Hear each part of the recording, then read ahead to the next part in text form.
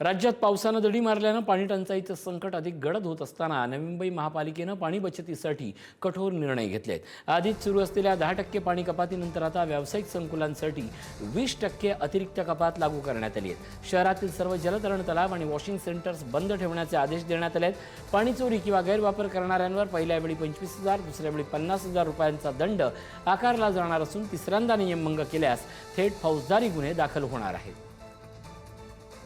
केवळ 13% आसपासच पाणी साठा शिल्लक आहे आणि त्यामुळे संपूर्ण प्रशासनाचा खडबडून जागा झालाय। स्वतः आयुक्त ग्राउंड फ्लोअर आहेत, आपल्याशी ते स्वतः जोडलेले आहेत। शिंदे सर, काय स्थिती आहे? अत्यंत गंभीर स्थिती आहे, नागरिक चिंतेत आहेत, त्यापेक्षा दुप्पट तुम्ही चिंतेमध्ये आहात। कशा प्रकारचं नियोजन आहे पाण्याचं यावेळेला? आपल्याला सर्वांना ज्ञात आहे की आपला मान्सून जो आहे, मान्सूनवर आपण सगळे पाणी अवलंबून असतं आणि मान्सून यावेळेस उशिरा येणार ही अगोदर सूचना होते, म्हणून आपण 10% कपात आपण आधीच केली होती। पण त्याच्या व्यतिरिक्त, पिण्याव्यतिरिक्त आता जर बघितलं तर अजूनही मान्सून दाखल झालेला नाही। महाराष्ट्रात दाखल होऊन पुन्हा तो पुढे त्याची प्रगती झाली नाही। आपणही अगोदर सांगताना सांगितलं की अजून समाधानकारक प्रगती नाही, आणखी किती काळ, 8 दिवस लागतात की 10 दिवस लागतात। तर राज्य शासनाच्या सूचना आहे की 31 ऑगस्ट पर्यंत पिण्याचं पाणी पुरेल, सगळं अशी व्यवस्था सर्वांनी करावी।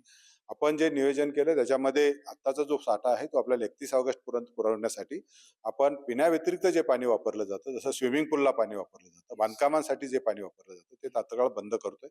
बांधकामासाठी जे पाणी जाईल ते फक्त प्रक्रियाकृत पाणी आपण वापर देणार आहोत। ज्याच्याशिवाय गार्डन मध्ये जे महानगरपालिकेचे गार्डन्स आहेत त्याचंही पाणी बंद करतोय, आपण त्यांनाही प्रक्रियाकृत पाणीच फक्त तिथे वापरेल। या संदर्भामध्ये काही कठोर पावले उचलण्याचा प्रयत्न करते महापालिका? अनधिकृत बांधकामामध्ये आपण जर कोणी अशा पद्धतीने केलं तर पहिल्यांदा 25,000 रुपये दंड, दुसऱ्या वेळेस पुन्हा त्याने रिपिटेशन केलं तर त्याला आपण 50,000, आणि तिसऱ्यांदा जर आपण करत असेल तर त्याला 1,00,000 रुपये दंड आणि फौजदारी कारवाई अशी आपण कारवाई करणार आहोत। आणि ज्या आपल्या वार्ड लेव्हलच्या कमिट्या आहेत हे त्याच्यावर प्रत्यक्षरित्या नियंत्रण फील्ड लेव्हलला ठेवता येईल। प्रमोद पाटील, पुढारी न्यूज, नवी मुंबई।